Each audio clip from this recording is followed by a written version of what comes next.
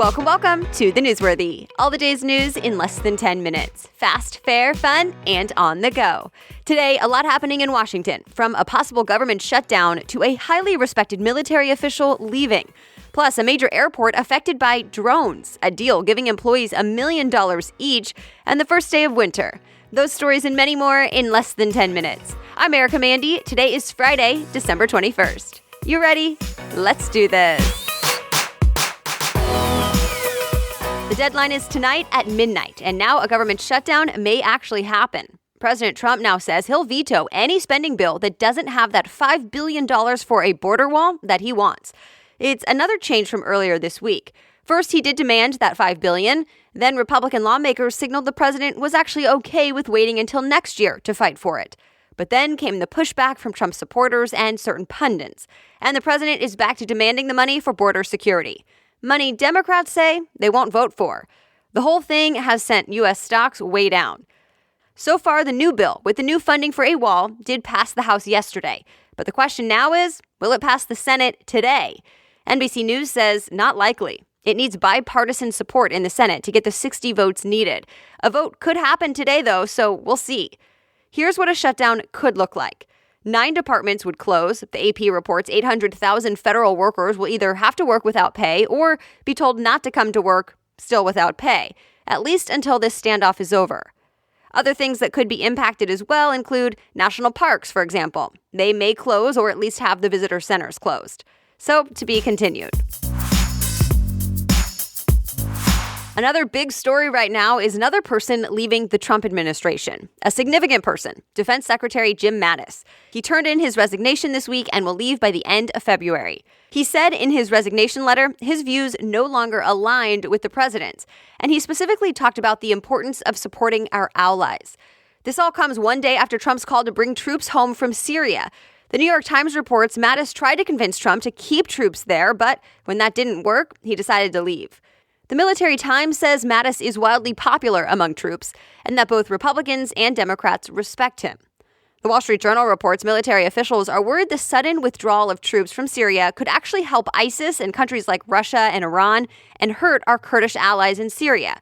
But President Trump still says the fight against ISIS is over and that's all we were there to do. So stay tuned for what will happen with the troops in the coming weeks and who might replace Mattis for that top job in 2019. It's Britain's second largest airport around the busiest time of the year, and a drone had planes grounded and Gatwick Airport in London shut down. The drone was apparently flying in and out of the airspace, and of course, drones are extremely dangerous around planes. Police say it's deliberate. ABC News reports they're searching for who might be responsible, and the military has even been called in. Tens of thousands of passengers have been stranded and incoming flights rerouted. But as of early this morning, the BBC says hundreds of flights should now have the green light to take off, but some are still canceled, and travelers are still being told to check their flight status before heading to the airport. Today marks 50 years since the Apollo 8 launch. Apollo 8 was the first manned mission to the moon. The astronauts were the first humans to go beyond Earth's gravitational force. And it was the first time humans saw the far side of the moon with their own eyes. And next year will mark 50 years since Apollo 11, when the first humans walked on the moon. Today's episode is brought to you by the daily tech news podcast, Techmeme Ride Home. It's a daily 20-minute tech news roundup that also informs you about the conversation happening in the industry. And it's from Silicon Valley's most read news source, Techmeme.com. So you know you're getting the news from the experts. In fact, Mark Zuckerberg even told The New Yorker that it's the source for tech news he definitely follows. And because you're listening to this show, I know you'll love and appreciate the fact that you can listen on the go and get all the tech news you need quickly and in one place. So if you love the tech news I talk about here, you can get even more of it with Techmeme Ride Home. And it's actually more for your ride home. It comes out at 5 p.m. each weekday and gets you in the know about all things tech in minutes. So search Ride Home in your favorite podcast app and subscribe for free. Again, search Ride Home and add Techmeme Ride Home to your daily playlist. Now back to the news. A big cigarette company, Altria, just bought a big stake in a popular e-cigarette company, Juul Labs. And as part of that deal, Juul employees will be getting paid a big bonus, as in an average of more than $1 million an employee. Really. CNBC reports Altria agreed to pay a total of $2 billion to split among Juul's 1,500 employees over time. Although some people will get more and some less, depending on things like how much stock they own and how long they've been with the company. Wired reports Juul won't comment about this yet, but it could be one way to keep employees there who were reportedly not happy about partnering up with a cigarette company. In the past, Juul has sold itself as a way to be a safer alternative to regular cigarettes. Oh, and that deal, by the way, gives the vaping company a valuation of $38 billion. Both companies and regulators are paying more attention to cannabis. The maker of Budweiser wants to make a beer that could get you high. Business Insider reports Anheuser-Busch is partnering with a Canadian marijuana firm to at least research cannabis-infused drinks, with yes, CBD, but also THC, which is what gets you high. These drinks would not have alcohol in them, though, and it would be for Canada, where drinks and edibles will be legal in 2019. But CNBC reports U.S. regulators are looking for ways to make it legal to sell a variety of CBD products across the U.S., like oils and drinks. But those would not have THC. Also, the recently signed Farm Bill in the U.S. already legalized another form of cannabis, hemp. Rapper Travis Scott will apparently be joining the Super Bowl halftime show. That's at least what sources are telling Variety and TMZ.